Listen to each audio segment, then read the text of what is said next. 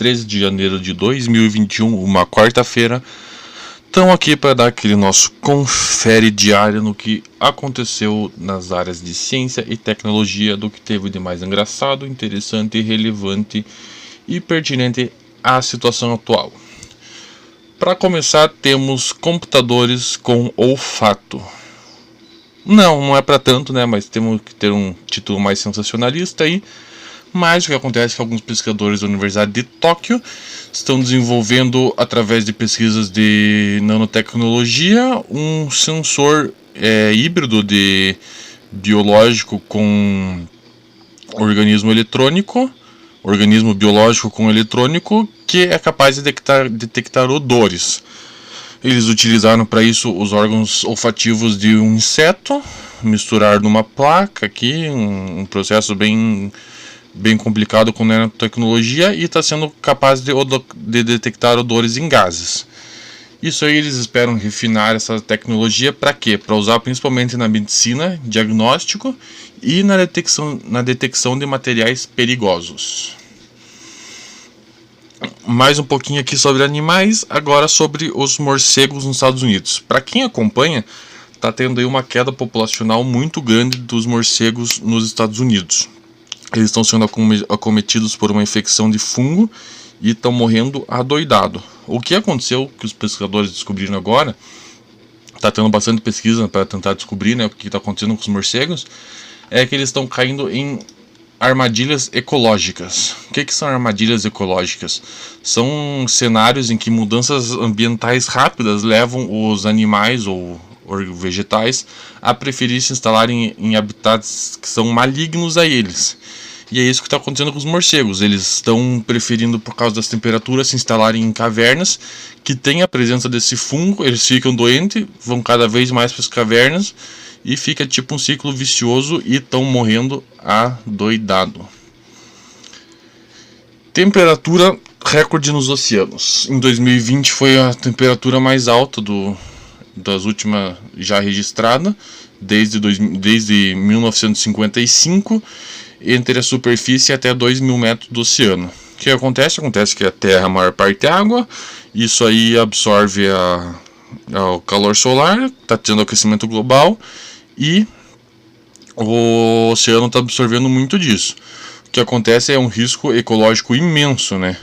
Tá devastando aí, a gente já noticiou aqui de extermínio de populações de certas espécies inteiras.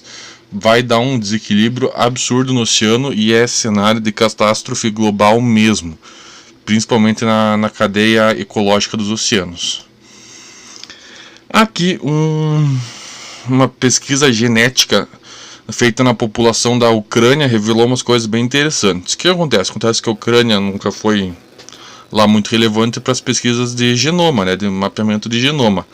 Acontece que os pesquisadores da Universidade da Ucrânia fizeram aí uma parceria com vários institutos de pesquisa e fizeram um mapeamento genético da população da Ucrânia. Descobriram que é muito rico. Para vocês terem uma noção, cerca de 500 mil novas variantes genéticas foram descobertas na Ucrânia.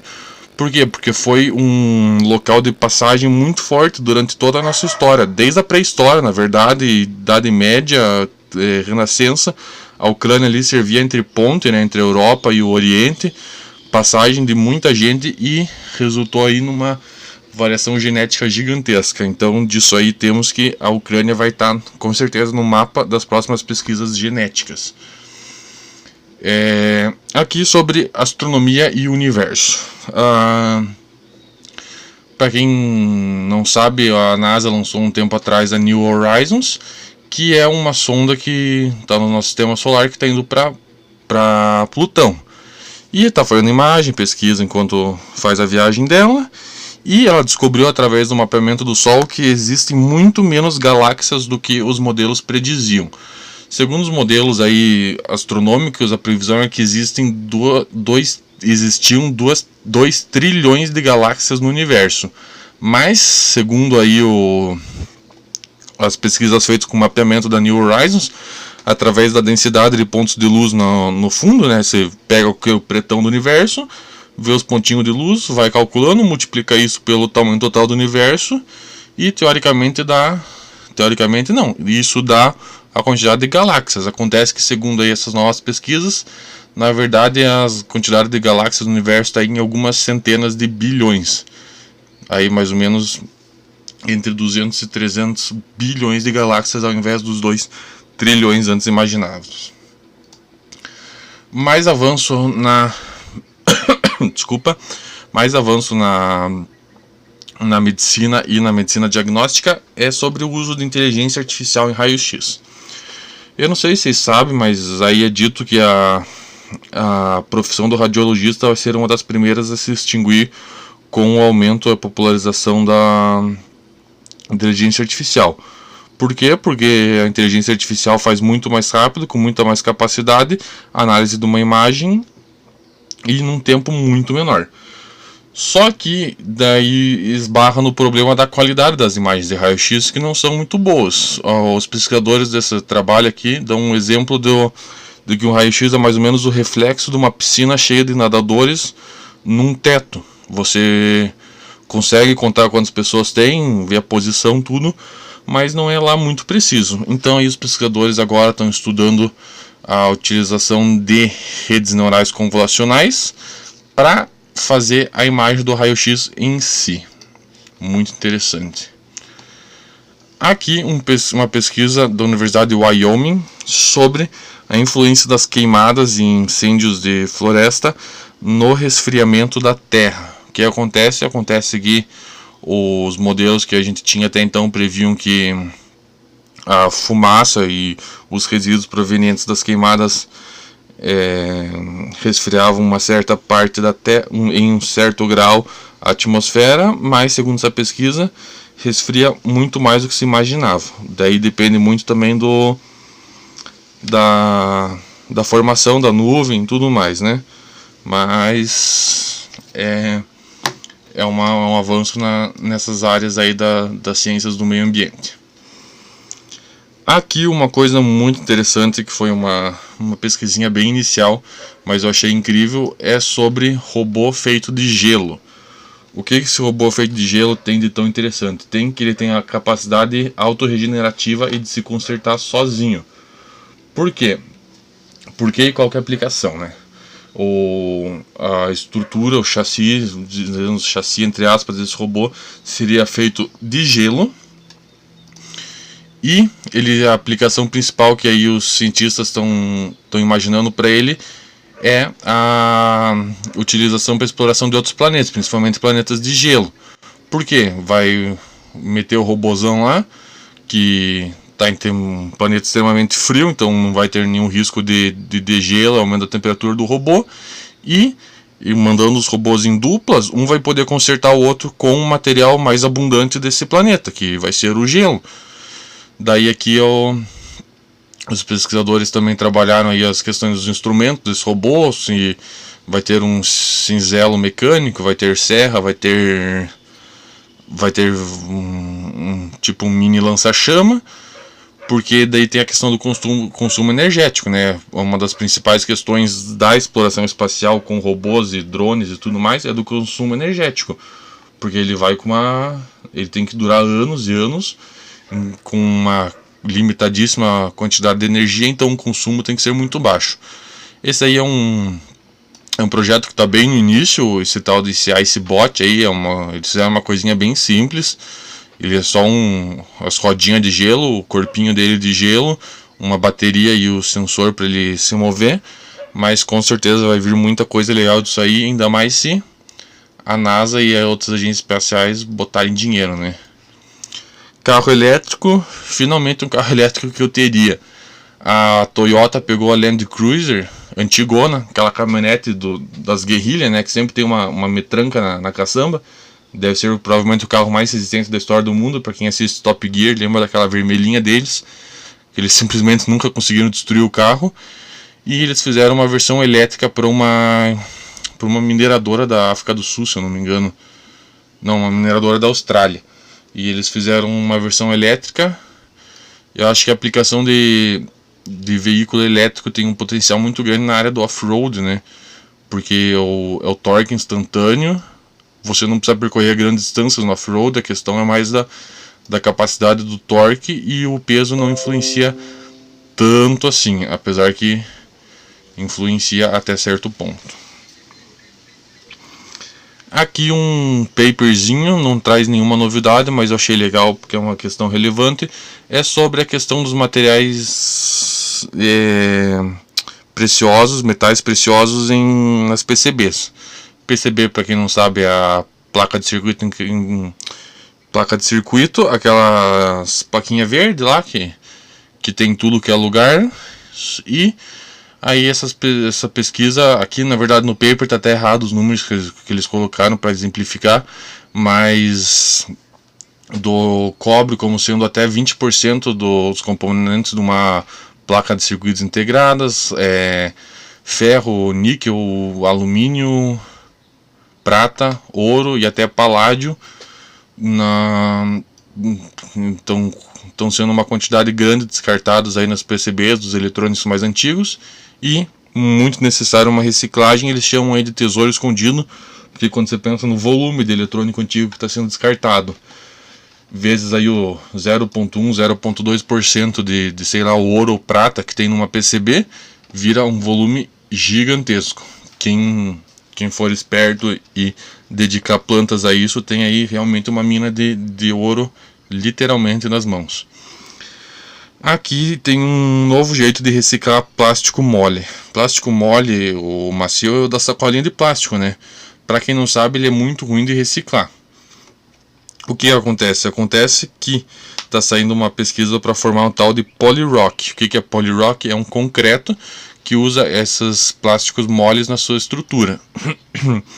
Até aí eles até agora usaram mais ou menos 10% do material sendo o plástico, mas é um caminho bem interessante para a reciclagem e o reuso das embalagens plásticas. Aqui uma coisa para os gordinhos de plantão, tamo nós. Aí uma possível tecnologia para substituir as tão medonhas invasivas cirurgias bariátricas. O que acontece? Acontece que alguns pesquisadores estão desenvolvendo um implante que usa luz para mandar sinal para o cérebro de que o corpo está saciado. Como que eles fazem isso? Através do nervo vago. O nervo vago, para quem não sabe, é o maior nervo craniano, tem origem na parte de trás do bulbo raquidiano e sai do cérebro e termina até o estômago. Esse nervo é responsável por muita coisa aí do corpo: deglutição, tosse, a produção de voz, o controle do coração, controle dos batimentos cardíacos, controle dos movimentos respiratórios e o controle dos movimentos do esôfago e intestino. Daí os cientistas descobriram que com um implante controlado via wireless, eles conseguem na pontinha do nervo vago lá no estômago mandar um sinal pelo LED nesse implante. Esse implantezinho tem tipo 1 centímetro. Eles mandam um sinal de luz pelo LED e esse sinal de luz acaba indo para o cérebro como se o corpo estivesse saciado. Ele realmente faz passar a fome com um sinal de luz. Eu achei incrível isso. E imagine, com coisinha de 1 centímetro, que praticamente nada invasivo no corpo, você conseguir tratar da questão da obesidade. Muito legal isso aí, com certeza coisa para acompanhar. Aqui uma noticinha, mais uma curiosidade sobre Bitcoin. Acho que está saindo nas mídias aí, não tão de tecnologia, porque é uma coisa interessante. Tem um programador que está com 240 milhões de dólares preso em Bitcoin. O que aconteceu? Aconteceu que no comecinho do Bitcoin, o cara fez um serviço lá, edição de vídeo, parece alguma coisa assim, e vendeu por tipo 6 ou 7 mil Bitcoins. Na época que uma Bitcoin valia, sei lá, 1 centavo de dólar, 10 centavos de dólar, não valia nada. 7.002 Bitcoins como pagamento. E agora ele foi ver isso aí, descobriu que ele tem 240 milhões de dólares, só que ele não lembra a senha que está encriptado o HD que ele tinha, a carteira dele, a carteira da Bitcoin. E ele não consegue, mais de 10 tentativas de coisa de senha errada, vai dar aquele encriptada total e vai se tornar impossível de acessar a carteira dele. Daí os caras ele colocou isso aí, né, no Twitter, e o Alex Stamos, para quem não sabe, é um dos gurus aí da cibersegurança. Ele já foi head de segurança do Facebook. O Alex Stamos falou que por 10% desses 240 milhões ele dá um jeitinho nisso aí. Acho que 24 milhões de dólares para descriptografar um HD tava bom, né? Esse aí eu quero acompanhar para ver o que vai acontecer. Curiosidade aqui, estima-se que cerca de 140 bilhões de dólares estão perdidos por aí em Bitcoin, de galera que ou não consegue acessar porque esqueceu a senha, ou que sequer lembra que tem. Essa aqui vai pra galera gamer de plantão. A Razer lançou o protótipo de uma máscara gamer. Uma máscara para Covid gamer, com luzinha e tudo mais. Eu, quando li a chamada, achei ridículo, mas depois que eu vi as imagens achei muito massa, fiquei com vontade de ter uma. Ela tem amplificador de voz para não abafar o som. Ela é transparente para quem tem problema de audição conseguir fazer a leitura labial. E ela faz filtragem ativa do ar. Eu achei muito massa. É pena que isso aí vai custar uma pequena fortuna, ainda mais sendo da Razer, ainda mais sendo no Brasil. Aqui um artiguinho da PopSci, dica fundamental para a galera que ainda usa Facebook. Como controlar o que o Facebook sabe de você.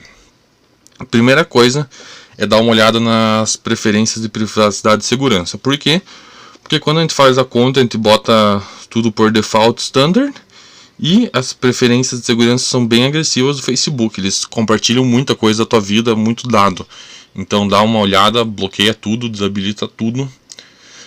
Outra coisa para quem quer acompanhar mais de perto é fazer o download da sua informação. O Facebook fornece, se pedir lá nas configurações, um arquivinho com todas as informações que você tem. Ele dá, você pode escolher desde quando você quer, qual o formato do arquivo, se quiser botar uma planilha aí para montar tudo, mas ele bota todas as fotos, histórico de login, todos os teus comentários, tudo, dá para você dar uma monitorada em tudo que o Facebook está monitorando de você. E essa aí é fundamental, principalmente no dispositivo mobile, desabilitar a localização e o rastreamento web. Nem precisa explicar, né? Pelo amor de Deus, o Facebook não precisa saber onde é que você está o dia inteiro, não precisa saber as outras páginas que você está navegando. Então, desativar tudo isso aí, galera, para não dar chance ao azar. Aqui a IBM ficou em primeiro lugar no número de patentes em 2020. A IBM garantiu nada menos que 9.130 patentes em 2020, dessas 2.300 na área de inteligência artificial e 3.000 em computação na nuvem. Então aí não tem o número certo, mas a galera está estimando que muitas são relacionadas à computação quântica. A IBM está meio que liderando aí essa corrida na computação quântica. Ele está para sair, acho que em 2023, se eu não me engano, é 2023 o Condor, que vai ser um computador com nada mais nada menos que 1121 bits quânticos. Para quem acompanhou quando eu falei, o bit quântico ele é uma função exponencial, né, do tamanho da memória. Então, em vez de ser 1121 bits normais, que daria o espaço, é 2 elevado a 1121, que vai dar o tamanho da capacidade do processamento desse computador. 2 elevado a 1121 é um número absurdo de grande. É coisa monumental, tipo do tamanho do universo. E outra coisa que está saindo muito interessante da IBM é que eles estão patenteando a computação quântica as a service. O que isso quer dizer? Quer dizer que você vai contratar por $5, por $10, por $50 um computador quântico para fazer os processamentos de dados. Tipo a Amazon Web Service, lá, a AWS, o Microsoft Azure, que tem os servidores, os computadores deles, você aluga você paga aí pela necessidade que você tem, pelos minutos, pela carga que você quer. Só que a IBM vai lançar isso para computação quântica. Imagine rodar aquele Minecraft no computador quântico da IBM. Vai ser incrível. Deve sair ainda, acredito que nessa década de 2020 deva sair já a computação quântica as a service. Sensacional, né? Aqui, mais coisa do Parler, que está dando toda aquela polêmica de liberdade de expressão nas mídias e tudo mais. Para quem está acompanhando, um maluco conseguiu baixar todos os dados do Parler. Se não me engano, 57 teras, alguma coisa assim. O cara conseguiu hackear e baixar tudo. Todos os arquivos, todas as informações do Parler. E o Gizmodo, se não me engano foi o Gizmodo. O Gizmodo do gringo. Fez aí usou desses dados, ou dados de GPS, para cruzar com quem estava na invasão do Capitólio. Ele mapeou 70 mil posts com geolocalização do Parler e conseguiu identificar uma galera que estava no Capitólio, na invasão.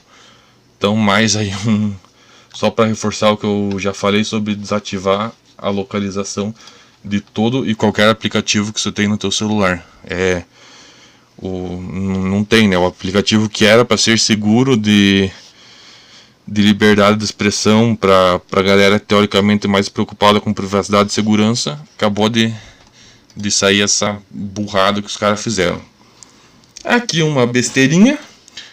Foram encontradas pela primeira vez na natureza girafas anãs. É isso mesmo, aqui tem a foto dos bichos, tão bem bonitinha. Para quem está vendo o vídeo, essa aqui, a letra C da direita, que é anã. Dá para ver que ela é meio mais compacta, né?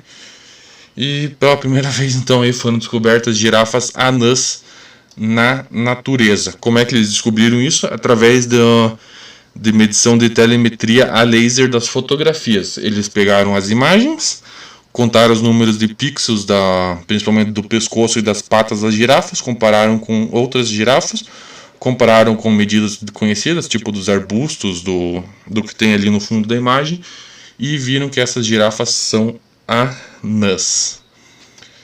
E aqui, para encerrar com um pouco de polêmica, política e Covid, tudo junto, não vou falar da Coronavac, mas vou falar que vai ter uma nova tentativa de uma missão da World Health Organization, lá, da Organização Mundial, OMS, Organização Mundial de Saúde, para a China, para investigar as origens do Covid.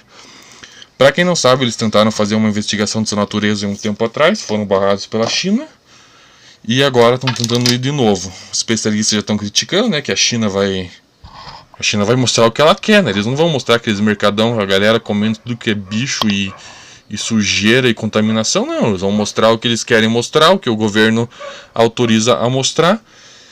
Isso se eles sequer deixarem essa galera, esses especialistas da OMS chegarem lá. Eles falam que eles sabem que foi um morcego, mas querem identificar a espécie do morcego, o que aconteceu e vamos acompanhar isso aí. Eu, se fosse apostar, não aposto, mas se fosse apostar, eu acho que eles sequer começam essa investigação. Acho que o governo chinês vai arranjar alguma desculpa para barrar isso aí, como aconteceu uns meses atrás. É isso aí, galera. Ficamos por aqui. Eu acho que hoje vai ter live, mas daí jogando e falando baboseira daqui a um tempo. Para quem está ouvindo o podcast, está vendo no YouTube, um abraço e até amanhã. Valeu!